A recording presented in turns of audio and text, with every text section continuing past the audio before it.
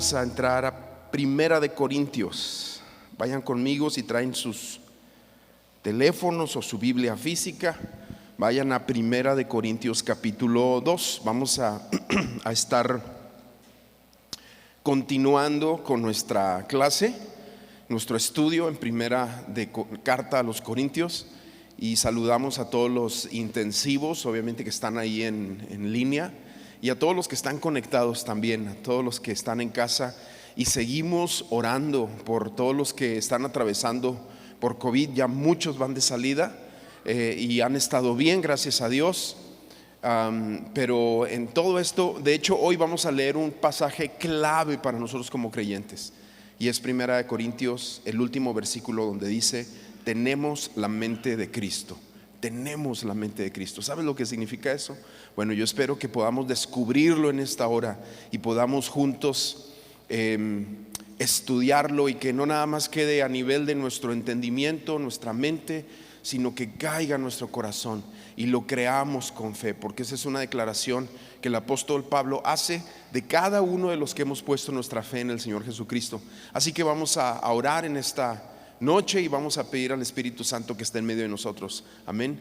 Gracias, Señor, porque tú estás con nosotros y tú así lo prometiste. Tú dijiste que ibas a estar con nosotros todos los días hasta el fin del mundo, cuando hablaste de la gran comisión. Pero también dijiste que cuando 2 o 3 se unen en mi nombre a invocarte, ahí también tú, Señor, ahí estás presente. Y tú estás en esta hora aquí con tu iglesia. Te pedimos que tú nos hables a través de este estudio también, en el nombre de Jesús. Amén, amén.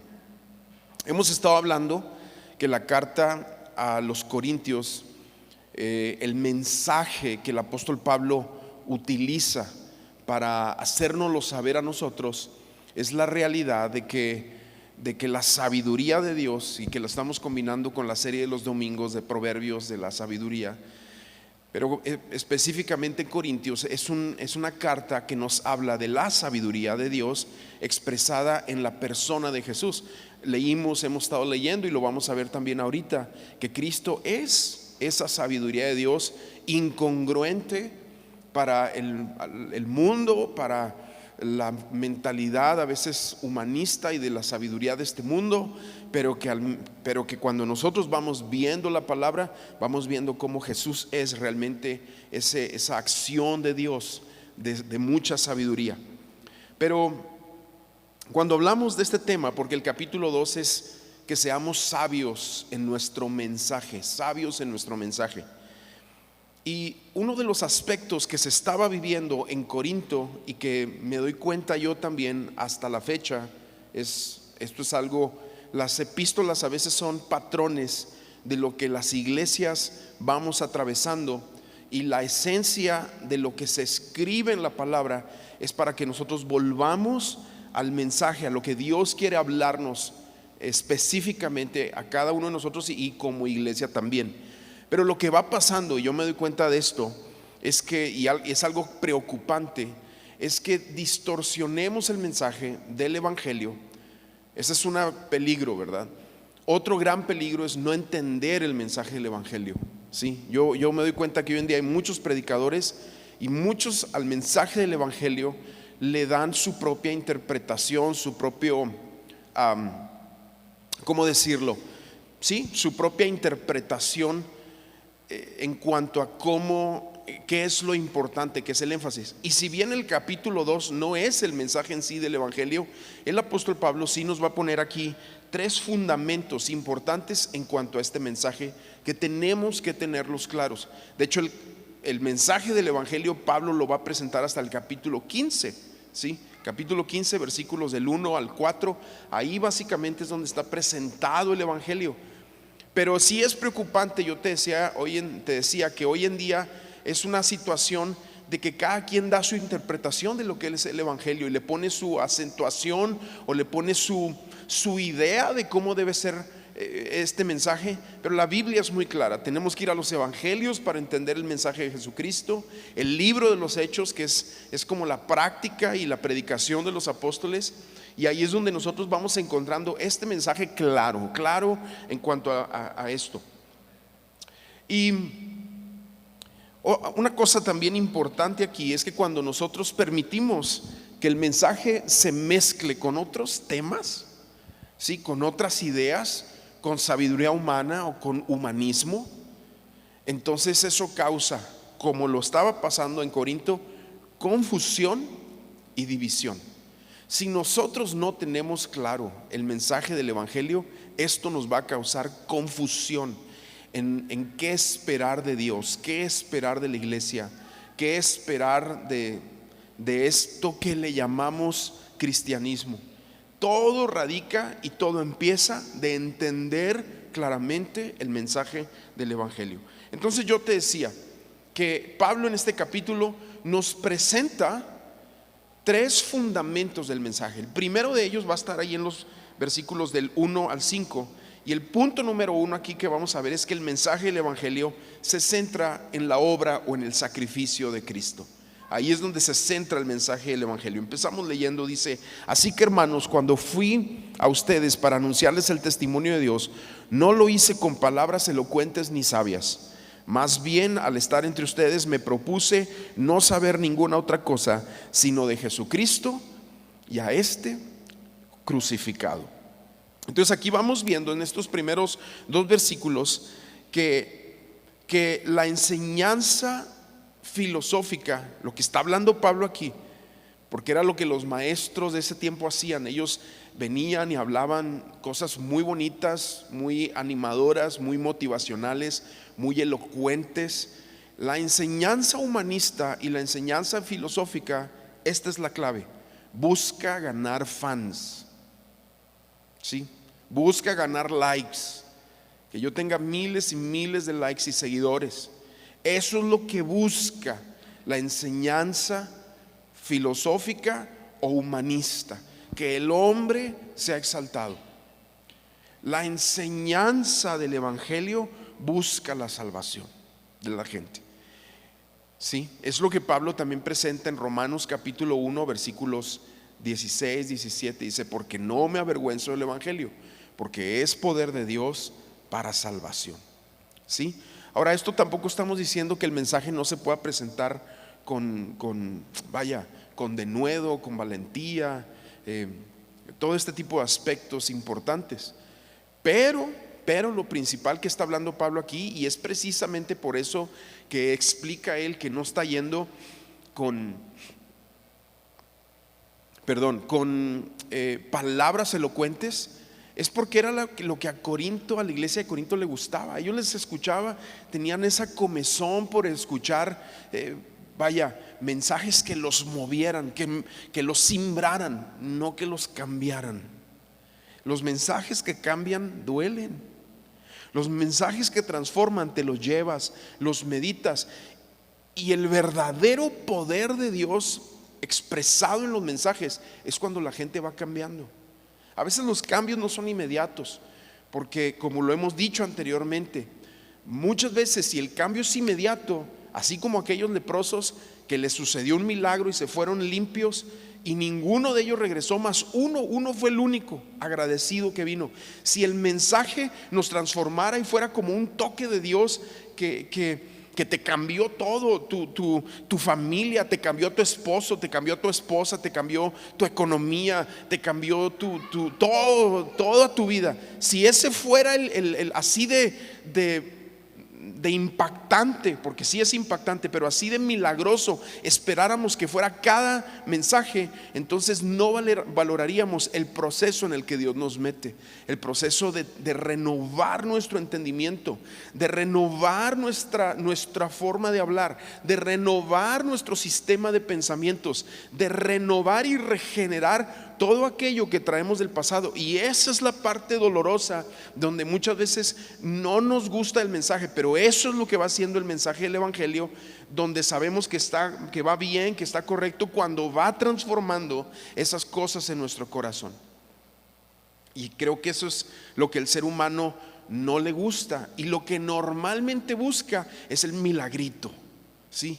Que me cambie la situación, que me cambie la cosa, que me cambie mi problema. Me acerco a Dios porque traigo muchos problemas, y qué bueno, Dios es un Dios que quiere que te acerques a Él como vengas, Pero su mensaje, que lo que está hablando aquí Pablo, su mensaje, el mensaje del Evangelio, te va a ir transformando, pero no nada más tu problemita, porque si no cambias tu forma de pensar, tu manera de percibir a los demás, la manera que digieres tus emociones, la manera que percibes la vida, si no permites que la palabra transforme todo eso en tu vida, pronto vas a regresar a las mismas cosas que estabas haciendo antes, con todo y milagrito. Lo hemos visto muchas veces, gente que Dios sana y vuelven a lo mismo. A nosotros nos pasó de unas personas que vinieron, me acuerdo, vinieron con el diagnóstico de cáncer, y pues vamos a orar, y estuvimos orando y orando y estuvimos orando como iglesia. Eso fue al inicio de cuando estábamos empezando, y estábamos orando por estas personas. A los 3 meses, ¿sí?, que de asistir toda la familia, venían y se sentaban a mero adelante, el esposo, la esposa, la hija, todos se sentaban a mero adelante, la nieta, todos esperando la sanidad. Bueno, un día cuando les tocaba ir por los resultados, o lo último pues del tema de ir con los doctores, me trajeron la hoja el domingo ese, ya está limpia, o sea, la hoja que hacen los médicos, ¿verdad? No recuerdo cómo se llama, el diagnóstico, donde estaba limpia. Dios la sanó de cáncer.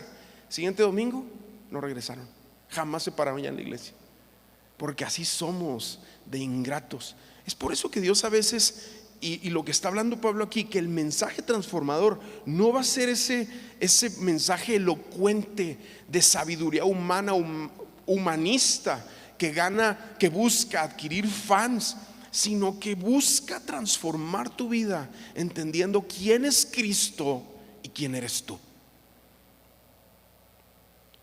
Y entonces es lo que Pablo empieza a hablar aquí.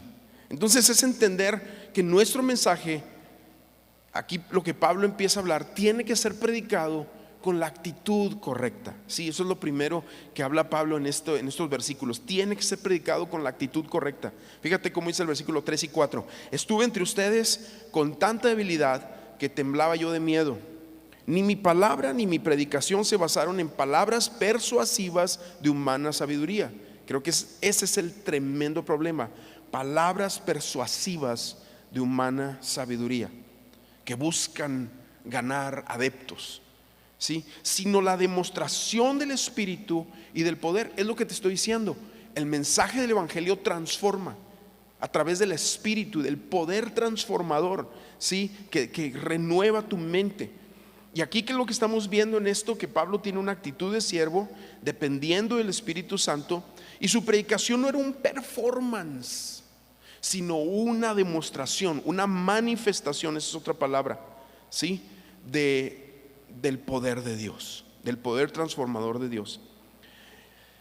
Ahora es entender algo. Nuestro mensaje tiene que ser predicado con la actitud correcta para que cumpla el objetivo correcto. Si no es predicado con la actitud correcta, no va a cumplir su objetivo. El objetivo es que la persona reconozca quién es Cristo, se arrepienta y pueda tener salvación. Fíjate lo que dice versículo 5, que cumpla con el objetivo correcto. Para que la fe de ustedes no esté fundada en la sabiduría de los hombres, sino en el poder de Dios. Cuando tú compartes el Evangelio con alguien, llévalos a Cristo, llévalos a la cruz. Sí, nada más eso. Cuando tú compartas el Evangelio con alguien, llévalos a la cruz, llévalos a Cristo, predícales el Evangelio. Deja que el Señor traiga a ellos la convicción de que ya son cristianos, de que ya son hijos. ¿Sabes que uno de los grandes errores que cometemos cuando nosotros evangelizamos a una persona es estar con ellos un ratito, hablarles del Evangelio, orar por ellos y luego decirles, ya eres cristiano? Eso tú no lo dictaminas, eso lo dictamina el Padre por convicción del Espíritu Santo. Por eso compartirle a alguien el Evangelio y decirle, tú eres cristiano, les puedes estar diciendo la peor mentira que jamás esa persona va a poder soportar, porque eso lo trae. Entonces la persona va a pensar que por la metodología, por la oración que hizo y esos factores ya es cristiano, cuando en realidad viene siendo por convicción, por revelación, por lo que el mensaje hizo en la vida de la persona. Y eso es lo que Pablo nos va diciendo aquí. La fe de ustedes no fue fundada en la sabiduría de los hombres, sino en el poder de Dios. Cuando hablamos del poder de Dios, Pablo no está hablando de que la persona al predicársele el evangelio sintió algo o hubo una sanidad. No está hablando de eso, sino del poder de Dios. Está hablando de lo que transforma por medio de esa convicción del Espíritu Santo en la mente y en el corazón. Sí, yo me acuerdo cuando yo estaba chavo, que yo antes iba mucho a evangelizar. Ya no lo hago tanto, ¿verdad? Lo debería hacer más posiblemente, pero iba mucho a evangelizar. Entonces yo me empapaba de argumentos filosóficos, científicos, frases, versículos claves. Y llegaba con una persona y al compartirle el evangelio, pum, pum, pum, lo bombardeaba y lo trataba de rodear, lo llevaba a hacer la oración y luego les decía: hiciste la oración por fe, ya eres cristiano. Ahora me arrepiento, me arrepiento, porque así no es. Es por la convicción del Espíritu Santo en la vida de la persona. Nosotros sí tenemos que hacer todo lo demás, todo lo que dijimos. Podemos orar por ellos, podemos orar: Señor, revélale que se tiene que arrepentir. Pero el paso final no lo declaras tú, lo declara el Espíritu Santo. Y eso yo lo aprendí años después. Y es muy bonito cuando la persona viene y te dice: ¿sabes qué? Yo quiero ser cristiano. Es hermoso, de hecho. Hermoso cuando vemos eso. Pero bueno, punto número 2. Empezamos aquí el versículo 6. El evangelio es parte del plan eterno de Dios. El evangelio es parte del plan eterno de Dios. La salvación fue comprada por el Hijo, pero planeada por el Padre. Y es un mensaje que todos pueden entender y creer para ser salvos. Pero también es muy profundo al mismo tiempo, es muy profundo, que los teólogos más capaces no alcanzan a comprender toda su profundidad. La sabiduría de Dios también desafía a las mentes más brillantes. Entonces aquí leemos el versículo 6, donde Pablo empieza a hablar de esto. Dice: sin embargo, entre los que han alcanzado madurez, sí hablamos con sabiduría, pero no con la sabiduría de este mundo, ni la de sus gobernantes, los cuales perecen. Y esta es la sabiduría que vamos viendo nosotros aquí. Esta es la sabiduría que viene de Dios y no de los hombres. Versículo 7 dice: más bien hablamos de la sabiduría oculta y misteriosa de Dios. ¿Por qué Pablo usa estas palabras, oculta y misteriosa? Suenan fuertes, ¿no? Ay, me están hablando sabiduría oculta. Uy, hasta se suena así como de película de terror, no sé cómo. Pablo simplemente lo que está diciendo es que está, y lo vamos a ver ahorita, es que está oculta porque necesitas fe para que se abra, para que la entiendas. Si no, oculto significa que tú no lo puedes ver, que está velado, que no hay capacidad de entenderlo hasta que tienes fe. De hecho, en Hebreos hay un pasaje que dice que el pueblo de Israel, por no mezclar la palabra que recibieron con fe, por eso no les aprovechó. Porque la palabra que nosotros recibimos, si no la mezclamos con fe, de nada nos sirve. Es cuando hacemos esa mezcla de decir: creo al Señor. Y esa es una parte que Dios nos otorga, el poder creerle. Cuando nosotros lo hacemos y al mismo tiempo escuchamos la palabra y combinamos esa fe y la palabra de Dios, entonces hay algo poderoso, hay una sabiduría que se abre en medio de nosotros. Y eso es lo que Pablo empieza a hablar aquí. Dice que desde hace mucho tiempo Dios se había predestinado para nuestra gloria. Y lo que vamos viendo es que para el que no cree, esta sabiduría está velada, ¿sí? Y para muchos es locura y una pérdida de tiempo y una tontería y cosas así. Pero está, a final de cuentas, como un velo en sus ojos que no les permite ver con claridad nada en la vida, nada. Sus prioridades están erróneas porque no tienen el entendimiento de lo que Dios quiere hablar, tan sencillo que el mensaje del evangelio es. Versículo 9 dice: como está escrito, las cosas que ningún ojo vio, ningún oído escuchó, ni las ha ni han penetrado en el corazón del hombre son las que Dios ha preparado para los que le aman. Y esta es una adaptación de Isaías 64:4. Fíjate cómo dice este pasaje: nunca antes hubo oídos que lo oyeran, ni ojos que lo vieran, ni nadie supo de un Dios que, como tú, actuara a favor de aquellos que en Él confían. Es una adaptación. Los apóstoles podían hacer esto, ¿verdad? Ellos nos dan una interpretación de algunos versículos del Antiguo Testamento, pero es lo que Pablo está usando aquí. Y es que, aunque haya días que no se sientan así como muy buenos días, es entender que Dios está trabajando en un plan, y su plan es siempre lo mejor de lo mejor. Y es un poco de lo que Pablo nos está hablando aquí, que si caminamos en la sabiduría de Dios, vamos a disfrutar de las bendiciones de Dios. Eso es lo que nos empieza a hablar en esto. Por eso lo descubre o lo presenta de esta manera. Cosas que ojo no vio, ni oído yo, ni han caído en el corazón de hombres, son las que están preparadas para aquellos que aman al Señor, para aquellos que están al pendiente de buscar y de amar al Señor. Entonces nos va hablando esto. Y es decir que, bueno, para el que no tiene fe, al escuchar el mensaje del Evangelio, como te decía, está velada el mensaje. Pero para el que tiene fe, aplica inmediatamente. No tienes que entenderlo todo, de hecho, pero tener fe en su palabra, tener fe en su nombre, tener fe en lo que Él ha hecho por nosotros y en quién es Él, que es el Señor, que es el Cristo, que es el único facultado, autorizado por Dios para reconciliarnos con el Padre, Jesucristo. Cuando entendemos eso y lo tomamos por fe en nuestro corazón y recibimos esas palabras del sacrificio de Cristo sobre nosotros y lo tomamos con fe, aplica inmediatamente.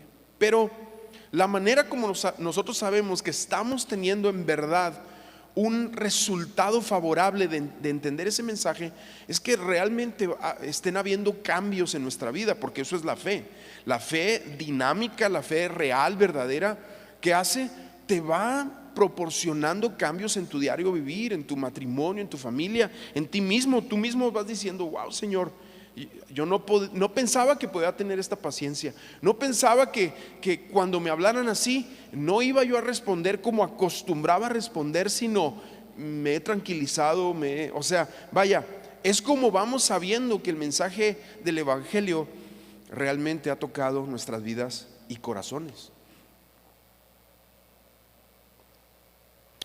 Y punto número 3, el Evangelio es revelado por el Espíritu a través de la palabra.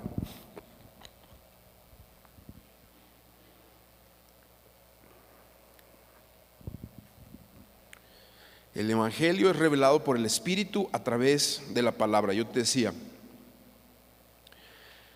Y también anteriormente, en alguna ocasión hice un comentario donde decía que nuestra salvación involucra al Padre, al Hijo y al Espíritu Santo. Es un solo Dios, pero su forma, como nosotros vemos la manifestación de ese Dios único, es a través del Padre, del Hijo y del Espíritu Santo. Y estamos diciendo que el Evangelio es revelado por el Espíritu a través de la palabra de Dios. La palabra de Dios es bien importante que tú y yo nos metamos a ella. De hecho, todos los que están ahorita en la transmisión, que están con temas de enfermedad, de COVID, métanse a la palabra de Dios. Es súper importante esa parte, porque es como ustedes van a poner una guardia sobre su mente, sobre sus emociones, para que éstas no vengan a atemorizarte, a dominarte, y luego termines peor, porque el miedo, el temor te baja las defensas y se complican las cosas. Pero eso solamente va a venir para nosotros y para los que están en transmisión en casa. Solamente va a venir, amados, cuando nos metamos a la Biblia, cuando nos devoremos la Biblia, cuando la Biblia sea parte, no nada más de lo que sabemos, sino de la vivencia real, práctica en nuestras vidas. Y ese es el objetivo de Dios y el Espíritu a través de su palabra. Es entender que esa perfecta armonía entre el Padre, el Hijo y el Espíritu Santo es expresada a través de las palabras de la Biblia. Pero las palabras de la Biblia en nosotros nos Es el escudo que nosotros necesitamos para vivir en este mundo tan hostil en el que vivimos, en este mundo tan lleno de temor y tan lleno de situaciones en el que vivimos. Necesitamos la palabra de Dios. ¿Lo crees o no? Fíjate cómo dice aquí versículos 10 y 11. Primero, lo que hace el Espíritu, porque el Espíritu examina todo. Versículo 10 y 11 dice: pero Dios nos las reveló a nosotros por medio del Espíritu, porque el Espíritu lo examina todo, aún las profundidades de Dios. Porque ¿quién de entre los hombres puede saber las cosas del hombre sino el espíritu del hombre que está en él? Asimismo, nadie conoce las cosas de Dios sino el Espíritu de Dios. Y lo que está diciendo es que la manera de conocer a Dios es a través de su Espíritu Santo. Y su Espíritu Santo es expresado a través de la palabra, ¿sí? Claro, es a través de una comunión con Dios por medio de su Espíritu Santo. Y hay varios factores aquí que son importantes también. Orar al Espíritu Santo y decirle: revélame la palabra. Muchas veces gente cuando empieza a leer la palabra no la entiende. Sí, creo que escuchaba yo el domingo en la transmisión, no pude venir, pero este domingo yo escuchaba a Sandes decir: la primera Biblia que leí, pues ni la entendí, y después me di cuenta que no era una Biblia de a de veras, era una Biblia ahí torcida, porque las hay así, hay Biblias así. Pero bueno, el punto es que necesitamos también pedirle esa revelación al Espíritu Santo para que la palabra abra nuestro entendimiento y vayamos entendiendo. Y hay cosas de la palabra que obviamente no vas a lograr entender, pero no te preocupes por lo que no entiendes, preocúpate por lo que sí entiendes y no lo aplicas. Sí, eso es la parte más preocupante, que lo que sí entendemos lo apliquemos y transforme nuestras vidas y nuestros corazones. Y un poco de eso es lo que Pablo está hablando aquí. Entonces, si es importante ir al Espíritu y decirle: Espíritu Santo, revélame la palabra, lléname de entendimiento, dame sabiduría, como lo hemos estado hablando, ¿verdad? Dame sabiduría primero para entender la palabra. Que la oración de Pablo en Efesios capítulo 1 versículo 17, donde dice: oro para que les dé el Dios espíritu de sabiduría, el Padre les dé espíritu de sabiduría y de conocimiento de Cristo, o sea, de la palabra. Y esa es la oración que está haciendo frecuentemente. Pero es entender eso, que el Espíritu Santo es quien nos va a revelar la palabra de Dios, porque Él conoce al Padre. Bueno, y lo podemos conocer también nosotros por medio del Espíritu y por medio de la palabra. Versículo 12, que lo vemos aquí, que es que el Espíritu habita en los creyentes. Versículo 12 dice: y nosotros no hemos recibido el espíritu del mundo. Nosotros no hemos recibido, o sea, que tú habites en el espíritu de este mundo es una cosa, pero cuando tú viniste a Cristo, tú recibiste un espíritu distinto, que es el Espíritu de Dios. Dice: no hemos recibido el espíritu del mundo, sino el espíritu que proviene de Dios, para que entendamos lo que Dios nos ha dado.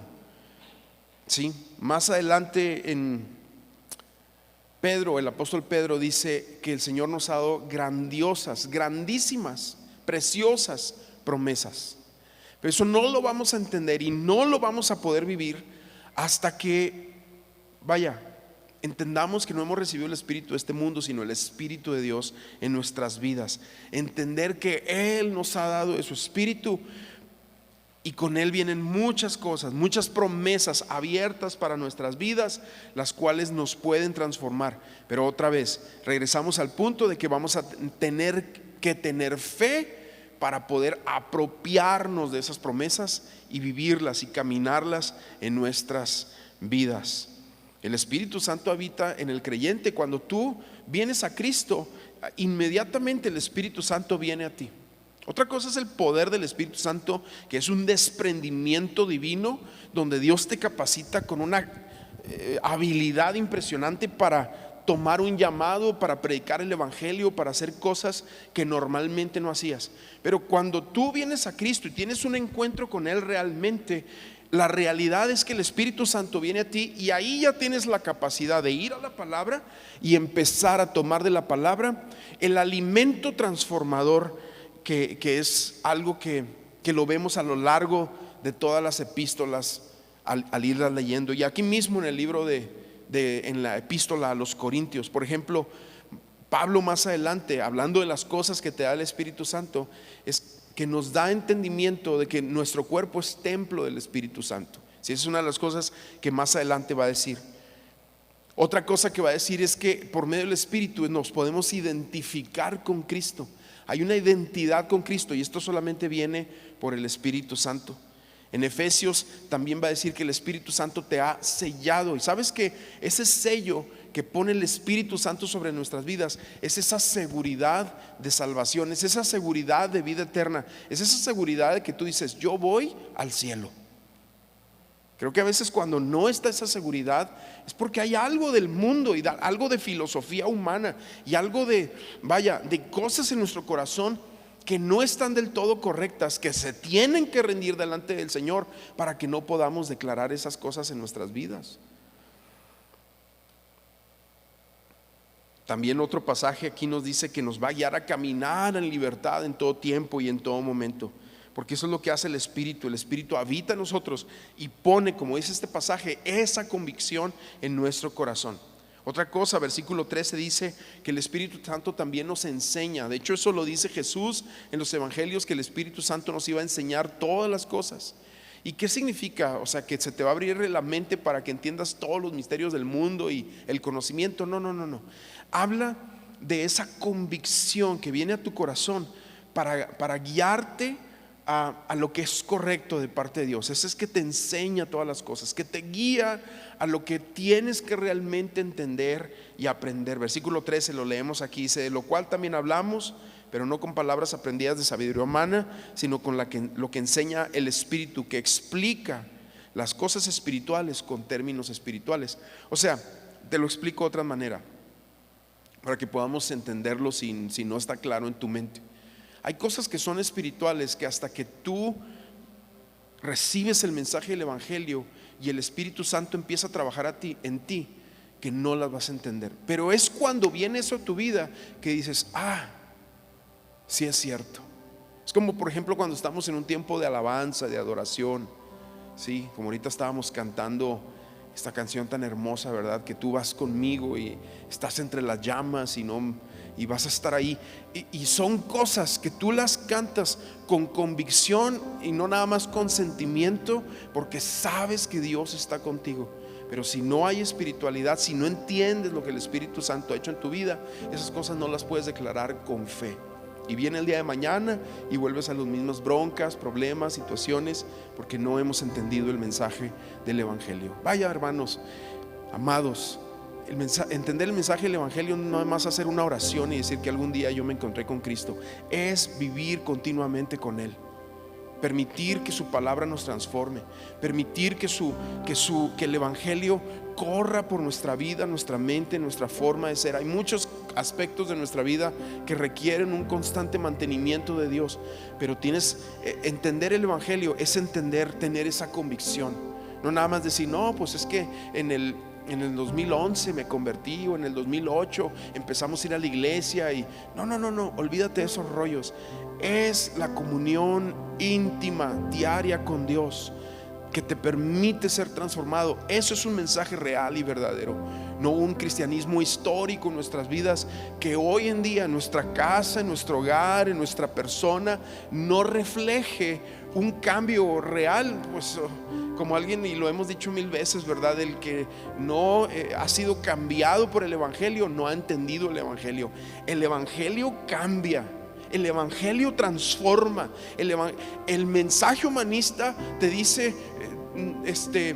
que el mensaje se adapta a ti, pero no, el verdadero mensaje del Evangelio, tú te adaptas a Dios, tú cambias tu vida porque la palabra te guía por otros caminos. Ese es el mensaje del Evangelio. El mensaje humanista te dice que el mensaje te acompaña a ti en tus problemas, en tus situaciones, pero que no tienes que cambiar tú. El verdadero mensaje del Evangelio te lleva a ser transformado y te da una convicción, no porque alguien te lo diga, sino porque es la realidad de lo que el Espíritu Santo te está dando testimonio en ti mismo. Te transforma internamente.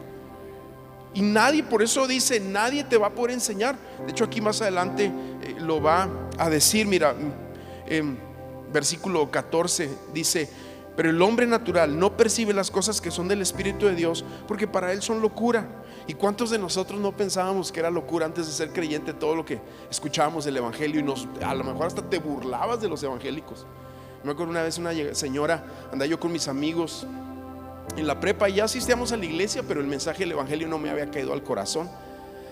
Y andaba una señora, imagínate, estábamos en un receso y llegó una señora con su bolsa y nos empezó a evangelizar, y yo me burlé de ella, hasta maldiciones le dije ahí, o sea, se me floreó la boca. Imagínate, porque aquí lo dice Pablo, el hombre natural es el que no ha nacido de nuevo. Sí, el que no ha nacido de nuevo. Como dice Jesús a Nicodemo, que no ha nacido del agua y del Espíritu, no ha nacido de nuevo, no le ha amanecido su pecado, su condición y quién es Cristo. No le ha amanecido. Ese es el hombre natural. Aunque asista toda la vida a la iglesia, si eso no está claro en su vida, el hecho de que es un pecador perdonado por la gracia del Padre, el hecho de que Cristo es el Señor y esa es su identidad, ser el Hijo de Dios, el hecho de que ahora haya sido yo reconciliado por Cristo y yo a mí mismo diga, wow, ahora Él me dice que soy su hijo, no por nuestros esfuerzos ni por nuestra justicia, sino por su misericordia. Y cuando eso lo vamos entendiendo, es que el mensaje ya está en su lugar. Pero no nada más eso, amados, sino que eso tiene que ir transformando todo nuestro alrededor. Si no lo ha transformado y somos los mismos y nuestro hogar es el mismo y nuestra casa es una casa maldicienta y esto y aquello y tranzas por aquí y cosas raras por allá y tus movidas por allá y vienes a la iglesia, perdóname, déjame que te diga algo, no te ha amanecido el mensaje del evangelio. Lo que te ha amanecido es un mensaje humanista, bueno, motivacional, de que vas a salir adelante, de que te está yendo bien, de que pues alíñate por tus hijos, hazlo por tus hijos, hazlo por tu familia. No. Primero tú comprende. Y luego de forma natural, que eso es lo que Pablo le dice al carcelero en Filipos, cree en el Señor Jesucristo y serás salvo tú y tu casa. No le está diciendo, aliviánate, hombre, por tu familia. Le está diciendo, cree en el Señor Jesucristo y entonces habrá una transformación real y verdadera en nuestro corazón.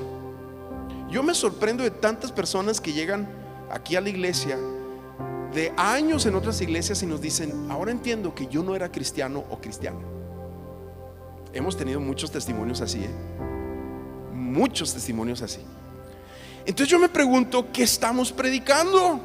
Pues sabes que estamos predicando un mensaje humanista, filosóficos, ganando adeptos, haciendo una experiencia de una reunión, pero no nos interesa el alma de la gente. Y eso hay que tener mucho cuidado. Y es lo que Pablo está aquí hablando. Dice, el hombre natural no percibe las cosas que son del Espíritu de Dios, porque para él son locura, es una locura. Yo te decía, yo me burlé de una señora que vino y nos evangelizó. Y más adelante yo me acuerdo cuando me cayó la convicción del Espíritu Santo, yo lloraba y le decía, perdóname, Señor, perdóname por haberme burlado delante de mis amigos de esa mujer. ¿Y sabes qué hice? Junté a mis amigos y les pedí perdón y se burlaron de mí hasta que se cansaron por pedirles perdón por haberme yo burlado de esa señora. Así me llegó la convicción del Espíritu Santo. Yo era muy bully en la secundaria y la prepa. Aquí donde me ves, perdónenme. Y yo una vez me burlé también de una señorita. No les voy a decir toda la historia porque es muy cruel, pero el Espíritu Santo puso una convicción en mi corazón y la tuve que ir a buscar. Y le pedí perdón y la había herido. Y tuve que hacerlo con varias personas. Creo que cuando, vaya, no me estoy presentando aquí como si fuera, wow, mira. No, olvídate. Pero mi ejemplo que te estoy dando es eso, que cuando el mensaje te transforma, las cosas espirituales dejan de ser locura.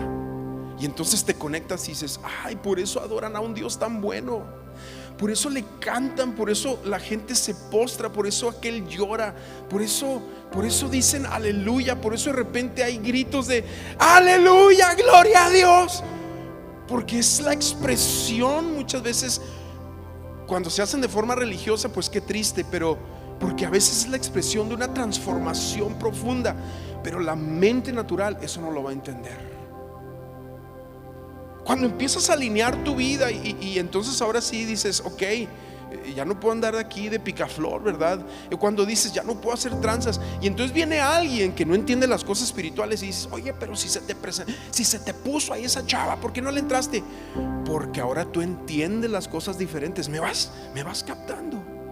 Pero para el que no entiende, para el hombre natural, es locura. Dejaste de ir la oportunidad de tu vida, la tranza de tu vida, la mujer, el mujerón ese que se te atravesó. Vamos entendiendo. Pero el mensaje espiritual te transforma y dice, ay caray, o sea, ya no es porque me va a ir, porque mi esposa me va a mandar matar, ¿verdad? Sino porque tengo un Dios a quien estoy ofendiendo. Porque ahora entiendo otras cosas, porque el mensaje ha venido a mi corazón. Sigo leyendo versículo 15. En cambio, el hombre espiritual juzga todas las cosas, pero no está sujeto a juicio de nadie. ¿Por qué? ¿Quién? Y este versículo 15 no está diciendo Pablo que en su madurez el de nadie puede ser llamado a cuentas. De hecho, Pablo en muchas ocasiones, en 3 ocasiones vemos en el libro de los Hechos que él regresaba a su iglesia y daba cuentas y llevaba ofrendas, ¿sí? O sea, vaya, era un hombre sometido que entendía las autoridades. No está hablando de un espíritu rebelde aquí en este versículo 15 al decir el hombre espiritual juzga todas las cosas, ¿sí? Juzga a todos. No. Eso significa que el hombre espiritual filtra a través de la palabra todas las cosas en su vida, las filtra. Y cuando dice, pero él no está sujeto a juicio de nadie, está hablando que filtra las cosas a su alrededor, pero que él está sujeto a su Padre para tomar decisiones correctas en todo lo que está a su alrededor, y no se sujeta a las cosas que el mundo le pide que se sujeten a él, a una apariencia, al que dirán, a lo que dicen, a lo que dice el ojo, ay, viene aquel líder espiritual y entonces te haces el más espiritual. No, sino que por su Dios, por su conexión con Dios y con su Padre, es que él vive como vive. Y eso es lo que Pablo está diciendo aquí. Versículo 16, y terminamos con esto. Dice, porque ¿quién conoció la mente del Señor?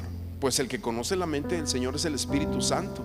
Y al nosotros conectarnos con el Espíritu y con Dios por medio de su palabra y por la iluminación y la revelación que hay en su palabra, vamos conociendo la mente de Dios, la voluntad de Dios. Hay pasajes donde es expresada, dice que pide Dios de ti que hagas justicia, misericordia y que seas humilde delante de tu Dios. Bien sencillo.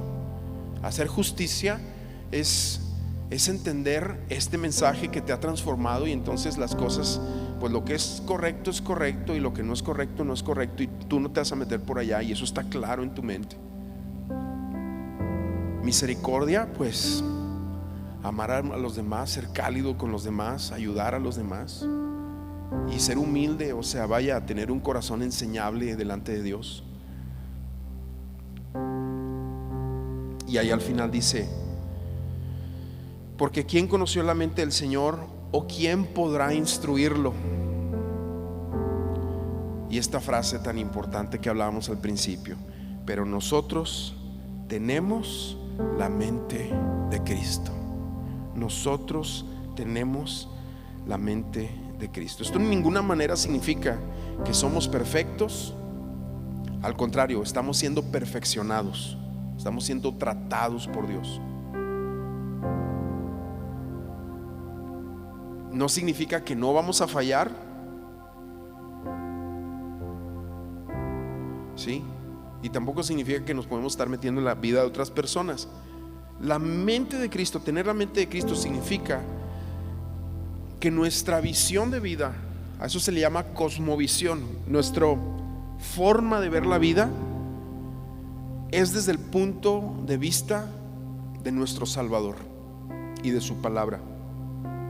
Significa tener sus valores y sus deseos en nuestra mente. Significa tener cada vez más en nuestra mente, o sea, para todas nuestras decisiones, todos nuestros sentimientos, todo lo que estábamos hablando anteriormente, el filtro de la palabra de Dios en nuestra vida. Eso significa tener la mente de Cristo. Pablo lo decía: ya no vivo yo, sino Cristo vive en mí. Es una expresión de alguien que tiene la mente de Cristo, y creo que ese debe ser nuestro objetivo, ¿verdad? El poder decirlo de esta manera. Pues ¿por qué no oramos y lo decimos? Vamos a ponernos de pie ahí donde estamos.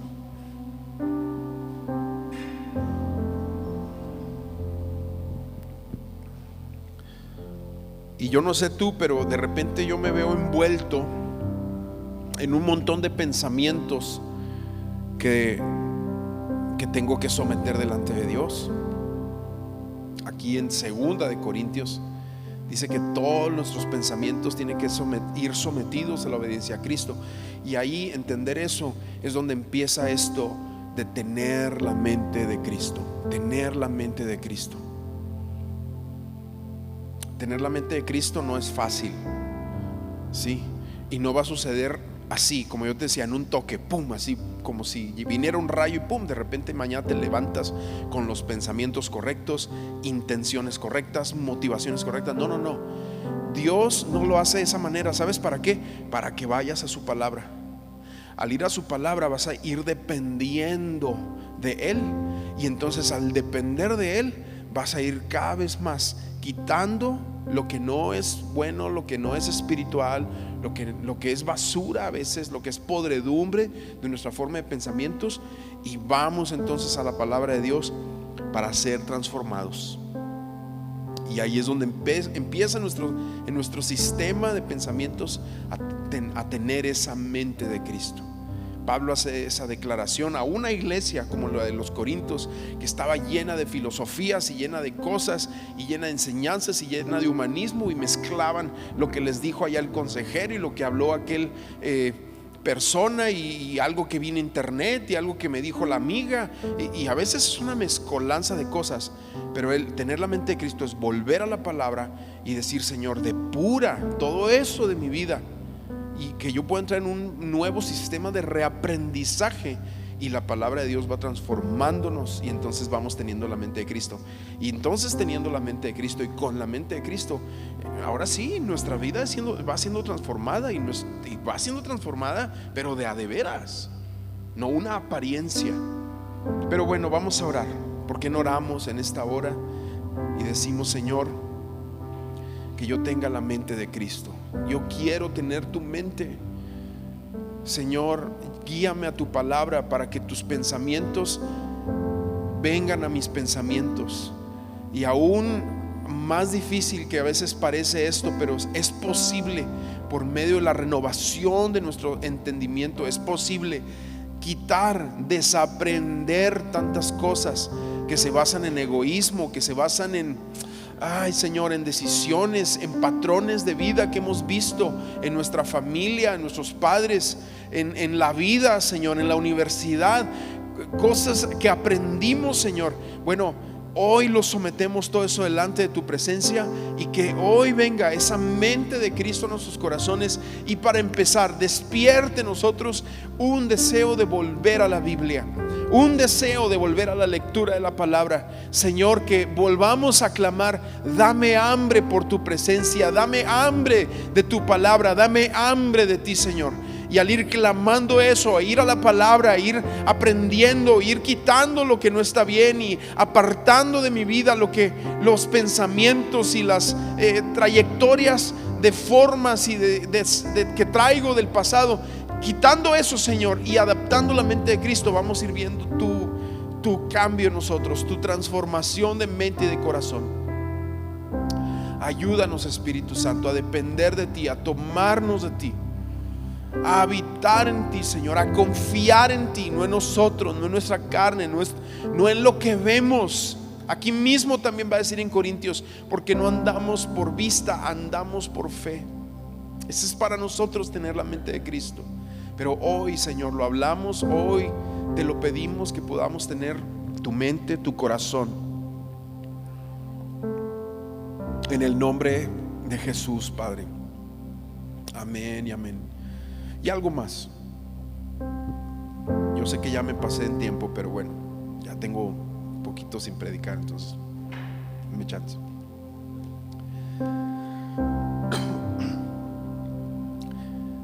Si tú no has tenido ese encuentro con Cristo como yo te lo estoy platicando, si tú dices, sí, pues la verdad que yo hace 10 años, 12, 15 años,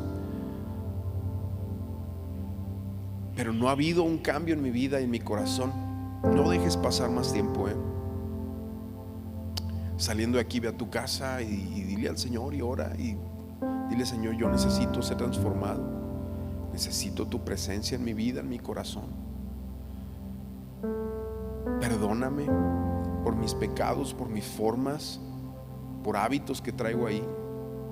Me acuerdo hace un tiempo atrás, yo estaba compartiendo esto a unos estudiantes y al final de la clase, 2, 3 se acercaron ahí y empezaron a entregar fotos que tenían en su celular, a borrar cosas, páginas, suscripciones. ¿Y sabes qué es lo que hace Dios? Él te transforma, te transforma. Pero esto lo tiene que hacer Dios, vaya. Pero si tú no lo has visto, si tú no lo has vivido en tu vida, no esperes más. No dejes pasar más tiempo. Amén. Pues déjame orar por ti nada más para terminar aquí este tiempo. Señor, oro por cada uno de los que estamos aquí. Señor, que el mensaje del Evangelio realmente transforme nuestro corazón. Es lo más precioso que podemos tener. Vale más que todo el dinero de este mundo. Para ti, el hecho de que nosotros volvamos en nuestro corazón a ti y te reconozcamos como el Señor, y te reconozcamos, Señor, como el Mesías, como el que transforma nuestras vidas, nuestros corazones. Te exaltamos, Señor, te necesitamos tanto. En el nombre de Jesús, amén, amén. Bueno, iglesia, que Dios les bendiga.